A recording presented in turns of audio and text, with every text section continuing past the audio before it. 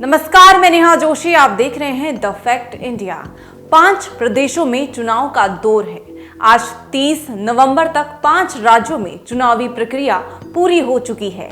पांचों प्रदेशों में कांग्रेस और बीजेपी में कड़ी टक्कर रही है। 2018 के चुनाव में छत्तीसगढ़ और राजस्थान में सियासी तख्त कांग्रेस के नाम रहा था, लेकिन 2023 में बीजेपी ने भी चुनाव प्रचार में कमर तोड़ मेहनत की है, जबकि तेलंगाना में भारतीय राष्ट्र समिति पार्टी ने 2018 में अपनी जीत का परचम लहराया। सभी राजनीतिक पार्टियां अपनी सरकार बनाने में जुटी हुई हैं। कांग्रेस ने योजनाओं का धमाका करने में कोई कसर नहीं छोड़ी, तो बीजेपी ने अपनी मुख्य धारा में हिंदुत्व को बरकरार रखा है। तो वहीं मध्य प्रदेश में एमपी के मामा शिवराज सिंह चौहान ने कई योजनाओं से जनता का दिल जीतने की कोशिश की है। सभी राजनीतिक पार्टियों की मेहनत का फल 3 दिसंबर को आ जाएगा।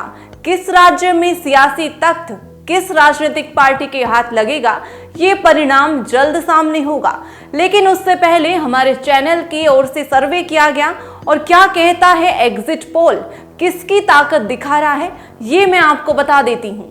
3 राज्यों के एग्जिट पोल की बात करें तो सबसे पहले मध्य प्रदेश की बात करें तो कांग्रेस की 130 सीटें और बीजेपी की 95 सीटें और अन्य पार्टी की 5 सीटें निकलती हुई दिखाई दे रही हैं। एग्जिट पोल की देखते हुए कांग्रेस बीजेपी पर भारी पड़ती दिखाई दे रही है। हालांकि शिवराज सिंह चौहान बीजेपी के मुख्यमंत्री अपनी जीत के लिए आश्वस्त हैं, लेकिन एग्जिट पोल की माने तो 130 सीटें कांग्रेस के खाते में जाएंगी और 95 सीटें बीजेपी की झोली में रहेंगी। एग्जिट पोल के आंकड़े अगर सटीक होते हैं तो बीजेपी को एमपी की सत्ता से हाथ धोना पड़ सकता है। दूसरे राज्य की बात करें तो छत्तीसगढ़ में 2018 में कांग्रेस का गढ़ रहा है और 2023 के चुनाव के एग्जिट पोल कहता है कि कांग्रेस की 56 सीटें और बीजेपी की 31 और अन्य पार्टी की 3 सीटें रहने वाली हैं। यानी कि छत्तीसगढ़ से भी बीजेपी की सत्ता फिर से नहीं बनने के आसार हैं।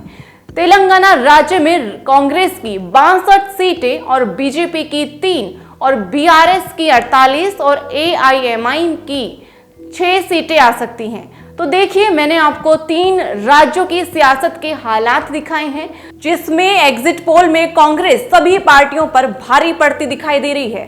3 राज्यों में बीजेपी हल्की पड़ती दिखाई दे रही है।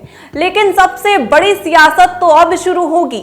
मुख्यमंत्री के लिए असली लड़ाई शुरू होगी कि कौन बनेगा मुख्यमंत्री। ये असली बगावत अभी बाकी है। इंतजार है 3 दिसंबर के परिणाम का। ऐसे अपडेट्स के लिए बने रहें द फैक्ट इंडिया के साथ। मैं नेहा जोशी।